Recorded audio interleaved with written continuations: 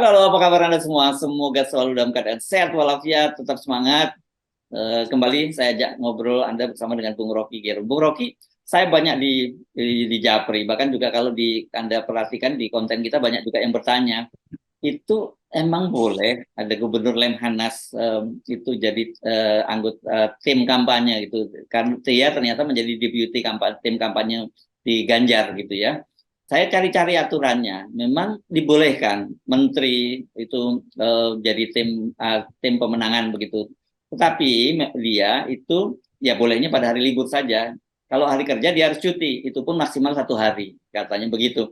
Saya lagi mikir-mikir, loh, gimana ini ya lembaga-lembaga penting seperti ini, pejabat negara dan kemudian tetap bisa jadi tim ses gitu, dan ternyata bahkan yang mau nyapres dan mau nyalek pun juga nggak perlu cuti, Bung Rocky. Dia cukup ya diperbolehkan lah oleh presiden, seperti itu aturannya.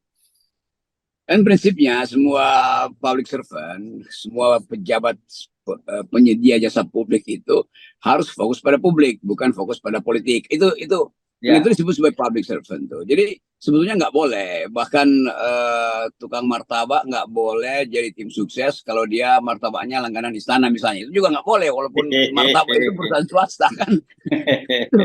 Jadi etikanya ada di situ tuh. Tapi kan dari awal semua etika kita udah langgar tuh. Nggak boleh misalnya ketua KPK itu berbisik-bisik dengan presiden. Ya, bahkan nggak boleh duduk satu bangku dengan presiden di pesawat kepresidenan misalnya itu. Itu soal jarak etisnya di situ. Ini bukan soal kedekatan lembaga, tapi kedekatan etis. Dan itu prinsip yang dari awal dimaksudkan supaya tidak terjadi konflik of interest. Apalagi lembaga semacam Lemhanas yang mengetahui data segala macam. Karena Lemhanas kan lembaga strategis, semi militer bahkan tuh, atau semi intelijen itu didesain untuk itu. Jadi kalau ketuanya akhirnya jadi tim sukses, maka seluruh aktivitas di lembaga itu dan semua data dan pengetahuan yang dikaji di lembaga itu pasti akan menyusup menjadi program, proyek atau siasat buat si tim partai ini, buat Ganjar lah gampangnya tuh dari Pak Andi itu kan. Jadi itu intinya, mesti Pak Andi menolak karena dia dididik, ditrain di dalam satu disiplin etika kebijakan publik tuh. Dia mesti katakan tidak bisa, saya mengabdi pada negara bukan pada partai politik, kan nggak boleh begitu kan. Jadi kalau begitu ya semua hal boleh dilakukan dong. Tidak perlu ada asas yang disebut sebagai batas antara public servant dengan political actor, kan itu intinya tuh. Ya, ya. Jadi saya jadi ingat karena tadi Anda ngomong duduk di satu pesawat. Jadi duduk di pinggir lapangan bulu tangkis berdua dengan menteri juga nggak boleh itu ya, Bung Rocky ya. Apalagi duduk dan kelihatan wajah yang saling berbisik dan kelihatan ada postur yang lebih dominan, postur yang satu kelihatannya lebih submisif. Kan itu menunjukkan ada transaksi psikologi, minimal transaksi psikologi ya. Dan itu bisa berakibat pada dugaan-dugaan publik bahwa terjadi sebetulnya kong kaling kong. Jadi itu kan di ruang publik, justru supaya menyamarkan keadaan privat dibikin di ruang publik. Padahal bisik-bisiknya bisik-bisik privat, kan itu intinya kan. Jadi nggak mungkin dianggap bahwa ditonton publik, memang itu alibi juga sebetulnya yang direncanakan supaya ditonton publik seolah-olah nggak ada apa-apa. Ya. Tapi memang ini sekali ya, kita itu kelihatannya betul-betul berlindung di balik hal yang bersifat formal dan kemudian mengabaikan etika, padahal etika itu paling tinggi kan gitu kan. Dan di situ contohnya misalnya bahkan Dewas KPK yang kita singgung kemarin menyatakan kan belum ada laporan dari publik, padahal seluruh dunia udah membicarakan soal itu gitu ya. Iya, karena Dewasnya itu lagi pakai kacamata hitam mau main golf sambil dengar musik, jadi dia pakai headphone, jadi nggak ada yang bisa dilihat, nggak ada yang bisa dengar. Itu juga menunjukkan nih orang-orang ini kok jadi dungu dalam soal prinsip kan. Anda dianggap sebagai dewas, kuping Anda bahkan harus mendahului kuping publik. Jadi jangan tunggu publik, Anda mesti punya inisiatif. Ada sinyal kecil aja itu, apa namanya, beeper itu bunyi di dalam kecerdasan etisnya mesti langsung bunyi. Begitu ada sedikit sinyal bahwa oh ketua KPK ternyata walaupun berita kecil tapi dia mesti langsung siaga kan. Nah, kesiagaan itu yang menunjukkan bahwa dia paham tentang fungsi dari Dewan Pengawas. Masa mengawasi nunggu bocoran dari CCTV kan bodoh banget tuh kan. Mengawasi itu dari gerak-gerik itu gerak-gerik udah mesti mengawasi itu. Jadi ini dewan yang nggak ngerti bahwa fungsi dia itu adalah oversight committee. Oversight artinya dari atas dia pantau, bukan nunggu berita dari bawah. Ya. Dan dalam kasus dari Gubernur Lemhanas ini, Andi Wijayanto ini menarik karena disebutkan di situ bahwa Presiden Jokowi sudah merestui itu dia untuk menjadi menjadi anggota tim pemenangan pemilunya Ganjar. Ada dua soal saya kira, yang tadi soal etikanya, bahwanya harusnya Presiden menyatakan walaupun itu secara aturan perundang-undangan boleh, dalam undang-undang pemilu dibolehkan, tapi tetap harus bikin aturan yang tegas. Itu tidak boleh, karena itu pasti nanti akan ada abuse of power di situ. Yang kedua, ini juga tetap menyiratkan bahwa tuh kan orang yang Gubernur Lemhanas juga gue izinkan ke Ganjar. Jadi gue juga tetap mendukung Ganjar loh, bukan pada Prabowo gitu. Padahal hari Senin orang udah ribut nunggu, dari hari sekarang udah ribut bahwa ini Pak Jokowi akan ke Prabowo kan gitu. Saya kira ada dua soal itu, Bung Rocky. Memang moral hazardnya di situ kan, apa namanya tuh, mumpungismenya di situ. Ya. Mumpung publik masih menduga-duga saya pro Prabowo, maka saya suruh Gubernur Lemhanas untuk pergi ke PDIP supaya ada berita itu tuh. Bukan diizinkan, itu tentu saja Pak Andi mesti bilang saya diizinkan. Iya, tapi sebetulnya dia disuruh oleh Jokowi untuk pergi Mega untuk bantuin Ganjar. Kan itu intinya begitu kan. Jadi semua tipu-tipu itu justru bisa dilihat ketika seseorang itu merasa hal yang normal. Padahal sebetulnya di balik itu ada tidak normal. Pak Jokowi tentu punya pesan jelas pada Prabowo bahwa saya juga nanam ke Ganjar ya. Atau kasih sinyal pada publik bahwa enggak, saya bukan Prabowo kok. Justru Prabowo justru jadi bingung. Ngapain disuruh ke Ganjar itu? Kan Prabowo juga bisa bilang, oke, saya minta izin dari Pak Jokowi supaya Panglima TNI jadi juru bicara Gerindra. Kan sama juga kan. Jadi bisa juga Panglima TNI bilang oke, atas izin Presiden maka saya untuk sementara kecuali hari dinas, kalau hari Sabtu Minggu saya akan jadi juru bicara Prabowo. Kan begitu demi esprit de corps misalnya kan. Apa bedanya tuh Gubernur Lemhanas dengan kedudukan Kapolri atau Menteri atau Panglima TNI. Jadi Pak Jokowi selalu nggak bisa paham itu, dan kita paham bahwa Pak Jokowi memang nggak paham. Ya, dari sini saja sebenarnya ya kita sudah ya, bisa berharap terlalu banyak ya dengan pemilu kita itu akan berlangsung fair, gitu, adil dan sebagainya, karena hal-hal yang elementer begini saja mereka itu tidak paham gitu, apalagi hal yang yang tidak elementer kan. Ya itu ini sangat elementer. Kan mestinya yang elementer Pak Jokowi akan bilang, ya memang dimungkinkan itu kan undang-undang nggak larang, tetapi saya melarang itu demi demokrasi. Itu kan itu namanya diskresi presiden. Bukan presiden memanfaatkan peluang itu yang memang dia tahu dari awal mungkin supaya menteri-menteri dia itu bisa dia suruh kemana-mana kan. Jadi kemampuan etis dari Pak Jokowi itu betul-betul rendah gitu. Dan itu kemudian diikuti juga oleh aparatnya akhirnya. Kan mestinya Pak Andi mengatakan pada Pak Presiden, janganlah Pak Presiden, ini juga konyol nanti. Orang juga tahu bahwa saya disuruh, bukan diizinkan, saya minta izin.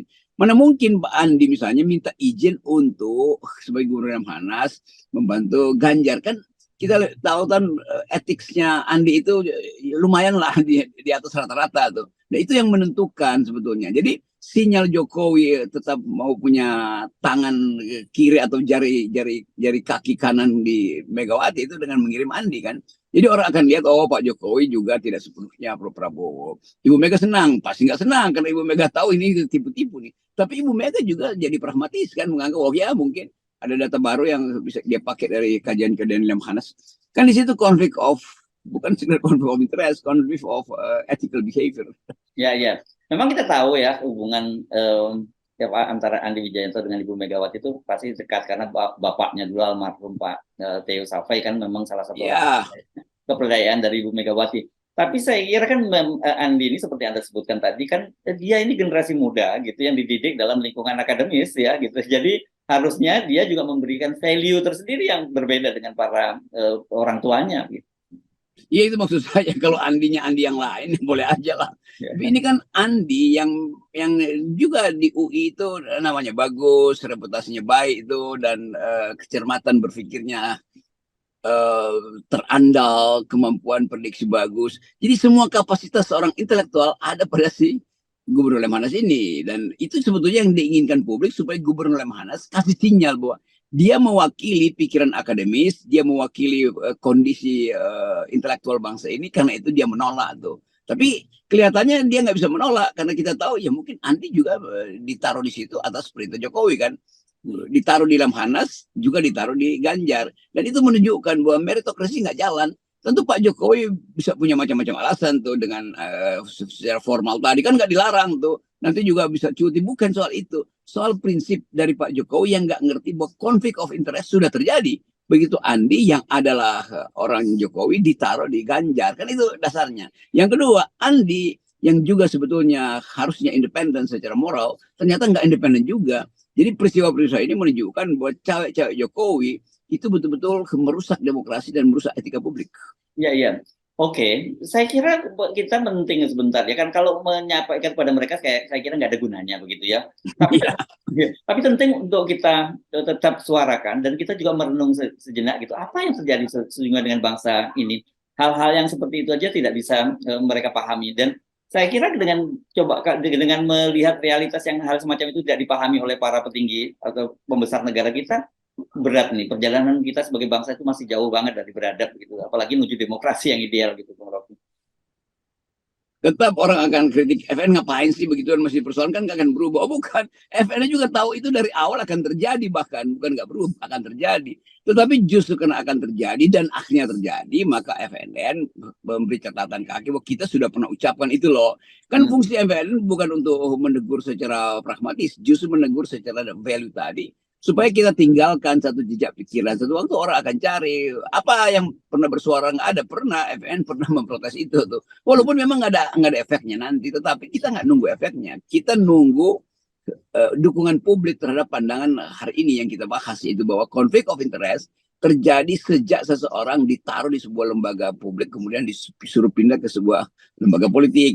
Itu intinya pengaturan politik memang mengalahkan integritas moral seseorang tuh. Dalam hal ini Gubernur Lemhanas. Iya, iya, iya. Makanya itu orang pasti akan bilang secara undang-undang kok nggak dibolehkan, kok nggak ada yang dilanggar itu. Jadi, tapi saya kira ini berbahaya ya. Ini kan semacam permissiveness ya dari bangsa ini. Ya betul.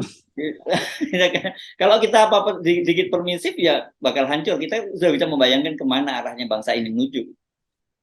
Dulu sebelum ada undang-undang beginian tuh pemilu tahun 55 itu undang-undangnya sedikit tuh. Nggak ada aturan-aturan semacam ini justru. Tetapi justru disebut pemilu yang paling bermutu tuh. Karena pejabat publik ngerti bahwa dia itu sedang menumbuhkan harapan bagi Indonesia baru, bagi Indonesia yang berkeadilan, Indonesia yang berpikir yang etikal. Karena itu pemilu 1955 bahkan tidak diawasi pun itu tertib. Karena orang tahu bahwa oke, kami sedang menanam pohon demokrasi, kami sedang menanam pohon peradaban itu. Nah sekarang pohon itu yang sudah tumbuh justru itu akarnya digunting-gunting sama Jokowi itu. Ya, ya, ya, ya. Oke, saya kira yang kita sebut tadi kegilaan itu, yang penting kita pasti mengingatkan gitu bahwa, nah ini penting diingatkan lagi ya, ini Bung Rocky kalau kita tiba-tiba mulai pesimis juga bahwa bangsa ini akan berharap apa bisa berubah jadi baik. Ini kan ada Ronggo Warsito gitu katanya, pokoknya sebejo-bojone wong sing edan tapi tetap bejo yang iling lantas podo. Jadi segila-gilanya, seberuntung-untungnya orang yang gila tapi tetap beruntung orang yang tetap iling dan waspada gitu, Bung Rocky. Nah, oke, kita mengingat Ronggo Warsito sambil membahas apakah bangsa ini tidak punya semacam kemampuan etis melihat masa depan seperti Ronggo Warsito. Tapi sebetulnya ini udah terjadi karena keadaan berubah, bahwa bukan lagi air sungai masuk ke laut, tapi air laut kembali ke sungai. Apa kata Ronggo Warsito tuh? Ya zaman edan lah, zaman apa itu? Ya, zaman edan ini. Kalau kita nggak edan nggak keduman, artinya kalau kita nggak gila kita nggak kebagian. Ya, tapi kita pertahankan 0%. Yes, 0%. Ini untuk menangkal kegilaan yang ada terjadi ya. Political madness of Indonesian political madness ya. Indonesian political madness. Sip. Thank you, Bung Rocky. Oke.